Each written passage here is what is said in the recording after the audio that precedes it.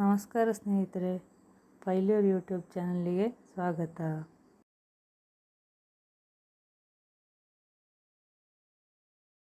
ಇವತ್ತು ತಿಂಡಿಗೆ ನಾವು ತಾಳಿಬಿಟ್ಟು ರೊಟ್ಟಿ ಅಂತ ಮಾಡಿದ್ದು. ನಮ್ಮ ಮಡಿಕೇರಿ ಚಿಕ್ಕಮ್ಮ ಇದರಲ್ಲಿ ಎಕ್ಸ್ಪರ್ಟು.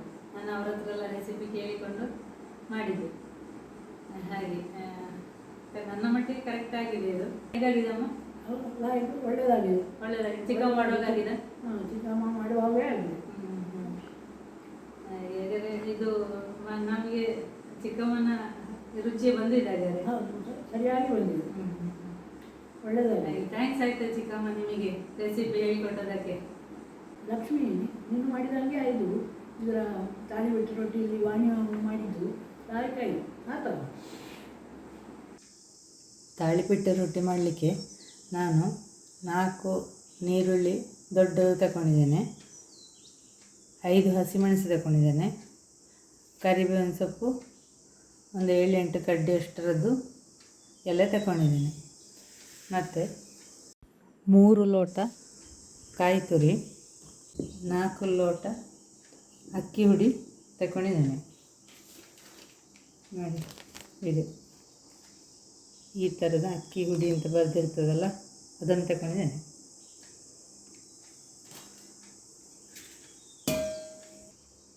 ನೀವು ನಮ್ಮ ಚಾನಲ್ನಲ್ಲಿ ಸುಲಭದಲ್ಲಿ ಕಾಯಿ ತುರಿ ಮಾಡೋ ವಿಧಾನವನ್ನು ನೋಡಿರ್ಬೋದು. ನೋಡಿ, ಇದರ ಸಹಾಯದಿಂದ ನಾನು ಕಾಯಿ ತುರಿ ಮಾಡಿಕೊಳ್ತಾ ಇರ್ಬೋದು. ನಾವು ಈಗ ರೊಟ್ಟಿ ಹೇಗೆ ಮಾಡೋದು ಅಂತ ನೋಡುವ. ಮೊದಲಿಗೆ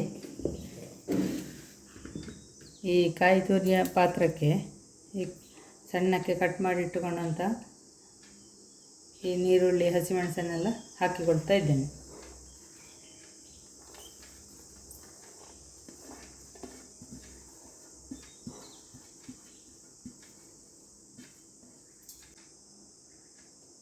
ರುಚಿಗೆ ತಕ್ಕಷ್ಟು ಉಪ್ಪು, ಅಂದರೆ ನಾನೀಗ 3 ಟೀ ಸ್ಪೂನಷ್ಟು ಉಪ್ಪು ಹಾಕಿಕೊಳ್ತಾ ಇದ್ದೇನೆ.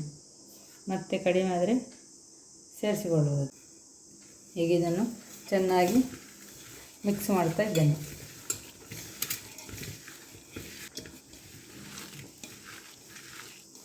ಚೆನ್ನಾಗಿ ಮಿಕ್ಸ್ ಮಾಡುವಾಗ ನೀರುಳ್ಳಿಗೆ ಉಪ್ಪೆಲ್ಲ ತಾಗಿ ಅದರ ನೀರನ್ನು ಬಿಟ್ಟುಕೊಳ್ತದೆ.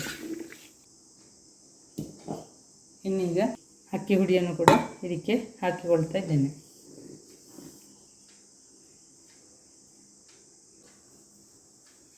ಇದನ್ನೊಂದು ಸಲ ಮಿಕ್ಸ್ ಮಾಡಿಕೊಳ್ತಾ ಇದ್ದೇನೆ.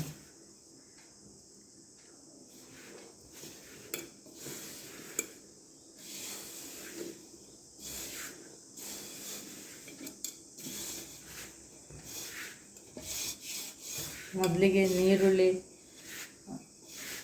ಕಾಯಿ ತುರಿ ಇದನ್ನೆಲ್ಲ ಉಪ್ಪು ಹಾಕಿ ಮಿಕ್ಸ್ ಮಾಡಿಕೊಳ್ಳದಿದ್ದರೆ ಅದರಿಂದ ಎಷ್ಟು ರಸ ಬರ್ತದೆ ಅಂತ ಅಂದಾಜಾಗೋದಿಲ್ಲ.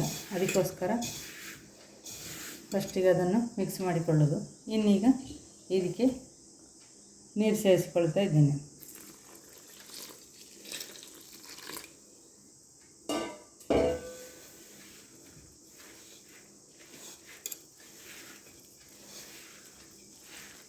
ಒಮ್ಮೆಲೆ ತುಂಬ ನೀರು ಹಾಕಿಕೊಳ್ಳೋದು ಬೇಡ. ಅದು ರೊಟ್ಟಿ ತಟ್ಟುವ ಕಾರಣ ಒಮ್ಮೆಲೆ ನೀರು ಹಾಕಿಕೊಳ್ಳೋದು ಬೇಡ. ಚೆನ್ನಾಗಿ ಮಿಕ್ಸ್ ಮಾಡಿಕೊಳ್ತಾ ನೀರನ್ನು ಸೇರಿಸಿಕೊಳ್ಳಬಹುದು.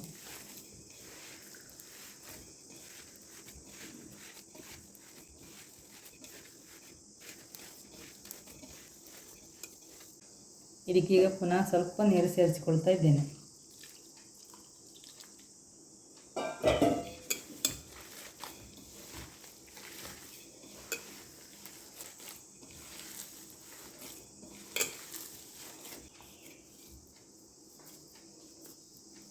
ಈಗಿಷ್ಟು ನೀರು ಹಾಕಿ ಈ ಹದಕ್ಕೆ ಕಲಸಿಕೊಂಡಿದ್ದೇನೆ. ಇನ್ನೊಂದು 10 ನಿಮಿಷ ಕಳೆದು ಮತ್ತೆ ರೊಟ್ಟಿ ಮಾಡೋದು. ಅಷ್ಟರ ತನಕ ಮುಚ್ಚಿ ಇಟ್ಟುಕೊಳ್ಳುವ. ಅದು ಎಲ್ಲೊಮ್ಮೆ ಸೆಟ್ಟಾಗಲಿ. ಅಕ್ಕಿ ಪುಡಿಗೆಲ್ಲ ನೀರೆಲ್ಲ ಎಳ್ಕೊಂಡು ಸೆಟ್ಟಾದ ಮೇಲೆ ಮತ್ತೆ ನೀರು ಬೇಕು ಅಂತಾದರೆ ಚೆಕ್ ಮಾಡಿಕೊಂಡು ರೊಟ್ಟಿ ತಟ್ಬೋದು. ಹೀಗಿದನ್ನು ಮುಚ್ಚಿಟ್ಟುಕೊಳ್ತಾ ಇದ್ದೇನೆ. 10 ನಿಮಿಷ ಕಳೆಯಿತು. ಈಗ ಯಾವ ರೀತಿ ಸೆಟ್ ಆಗಿದೆ ನೋಡಿಕೊಳ್ಳು. ನೋಡಿ ಈ ಥರ ಉಂಟು, ಸ್ವಲ್ಪ ನೀರು ಬೇಕು.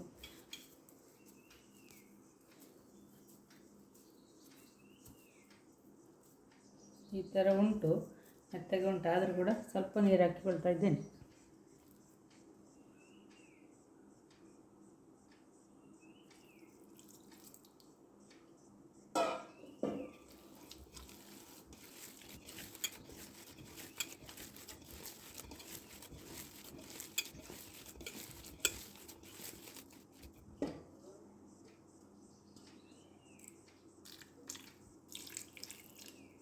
ನಾನು ಈ ರೆಸಿಪಿಯನ್ನು ಚಿಕ್ಕಮ್ಮನ ಹತ್ರ ಕೇಳಿಕೊಂಡು ಮಾಡ್ತಾಯಿರೋದು.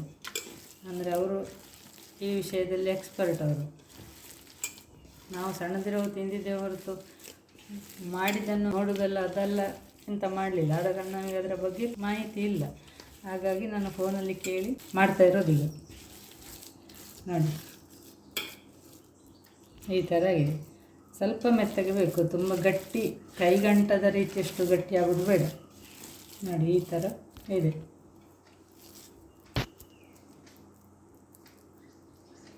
ಇದೀಗ ರೊಟ್ಟಿ ತಟ್ಟಿಕೊಳ್ಳುವ.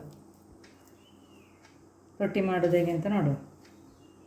ಈಗ ಒಂದು ಬಾಣಲೆಯನ್ನು ಬಿಸಿಗೆ ಇಟ್ಟಿದ್ದೇನೆ. ಇದು ಒಳ್ಳೆ ಬಿಸಿಯಾಗಿದೆ. ಈಗ ಎಂತ ಮಾಡೋದು ಅಂತ ಹೇಳಿದರೆ, ಈ ಬಾಣಲೆಗೆ ಸ್ವಲ್ಪ ಎಣ್ಣೆ ಹೇಗೆ ಹಾಕಿಕೊಳ್ಳೋದು. ಈ ಥರ ಎಣ್ಣೆ ಹಾಕಿಕೊಳ್ಳೋದು. ಆಮೇಲೆ ಈ ಹಿಟ್ಟನ್ನು ತಗೊಂಡು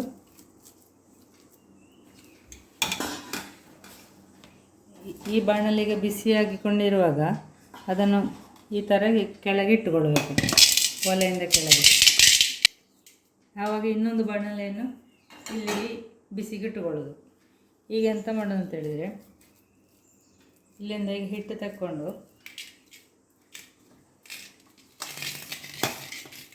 ಈ ಬಿಸಿ ಬಾಣಲೆಯಲ್ಲಿ ರೊಟ್ಟಿ ತಟ್ಟಿಕೊಳ್ಳೋದು.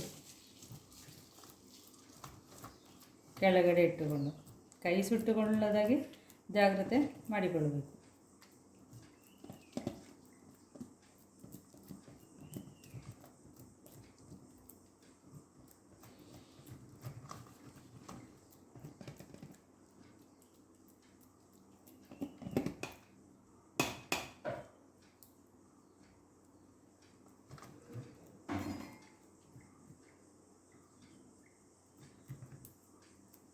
ಈ ಥರ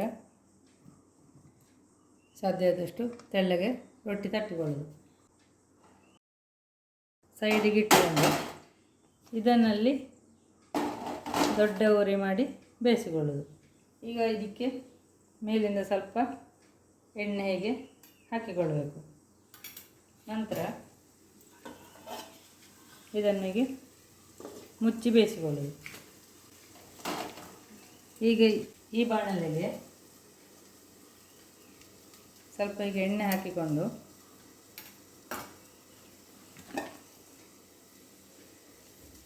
ಇದಕ್ಕೆ ರೊಟ್ಟಿ ತಟ್ಟಿಕೊಳ್ಳೋದು. ಈ ಹಿಟ್ಟನ್ನು ಇದಕ್ಕೆ ತಟ್ಟಿಕೊಳ್ಳೋದು.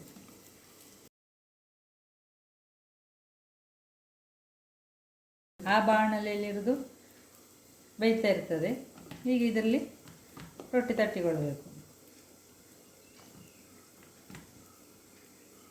2 ಬಾಣಲೆ ಇಟ್ಟುಕೊಂಡ್ರೆ ಸುಲಭ ಅಂತ ಚಿಕ್ಕಮ್ಮ ಹೇಳಿದರು. ಆಗ ಅವರು ನಾವು ಸಣ್ಣದಿರುವಾಗ ಮಾಡ್ತಿದ್ದದ್ದು ಹಾಗೆ. ಹೀಗೆ ರೊಟ್ಟಿ ತಟ್ಟಿಕೊಳ್ಳೋದು. ಈಗ ಇದನ್ನು ಮುಚ್ಚಳ ತೆಗೆದು ನೋಡಿ ಈ ಥರ ಬೆಂದಿರ್ತದೆ ನೋಡಿ.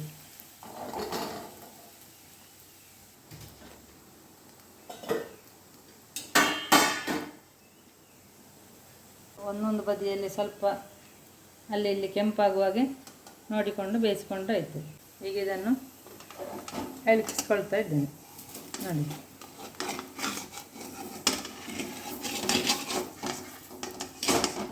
ನೋಡಿ ಎಷ್ಟು ಚೆನ್ನಾಗಿರೋ ರೊಟ್ಟಿ. ಇದು ಒಮ್ಮೆ ಮಾಡಿದರೆ ಯಾರಿಗೂ ಮತ್ತೊಮ್ಮೆ ಮಾಡುವಂತಾಗ್ತದೆ. ಈಗ ಈ ಬಾಣಲೆಯನ್ನು ಕೆಳಗೆ ಇಟ್ಟುಕೊಳ್ತಾ ಇದ್ದೇನೆ. ಈ ತಟ್ಟಿದ ಇನ್ನೊಂದು ಬಾಣಲೆಯನ್ನು ಒಲೆಗೆ ಇಟ್ಟುಕೊಳ್ಬೇಕು. ಮೇಲಿಂದ ಹೀಗೆ ಎಣ್ಣೆ ಹಾಕಿ ಇದನ್ನು ಕೂಡ ಮುಚ್ಚಿ ಬೇಯಿಸ್ಕೊಳ್ಬೇಕು. ಉರಿ ದೊಡ್ಡದಿರಲಿ, ಸಣ್ಣ ಬರ್ನರಲ್ಲಿ ಮಾಡಿಕೊಳ್ಳಲಿಕ್ಕೆ ಸುಲಭ ಆಗ್ತದೆ. ನೋಡಿ ಇದು ಹೇಗೆ ಬಂದಿದೆ ನೋಡಿ. ಇದು ನೋಡಿ, ರುಚಿಕರವಾದ ತಾಳಿಪಟ್ಟು ರೊಟ್ಟಿ.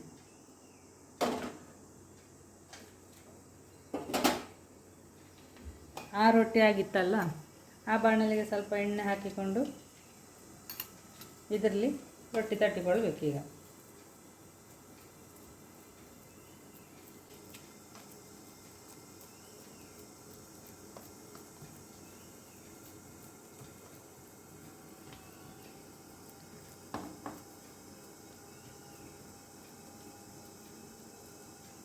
ನೋಡಿ,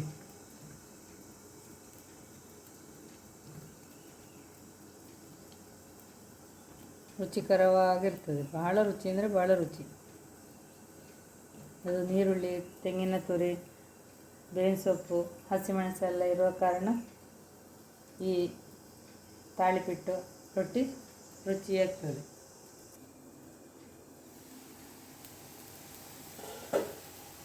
ನೋಡಿ,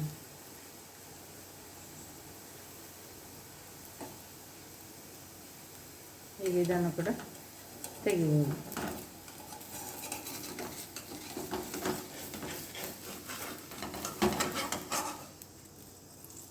ನೋಡಿ,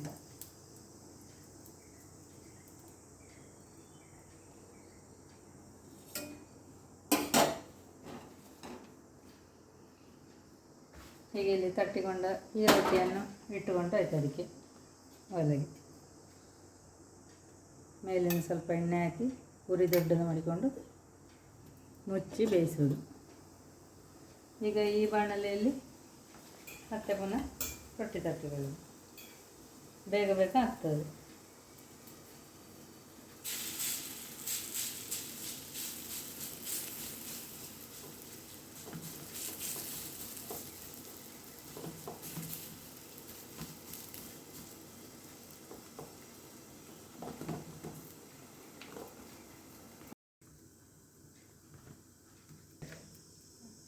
ಎಲ್ಲವನ್ನು ಈ ರೀತಿ ಮಾಡಿಕೊಂಡ್ರೆ ರೊಟ್ಟಿ ಸುಲಭದಲ್ಲಿ ಆಗ್ತದೆ.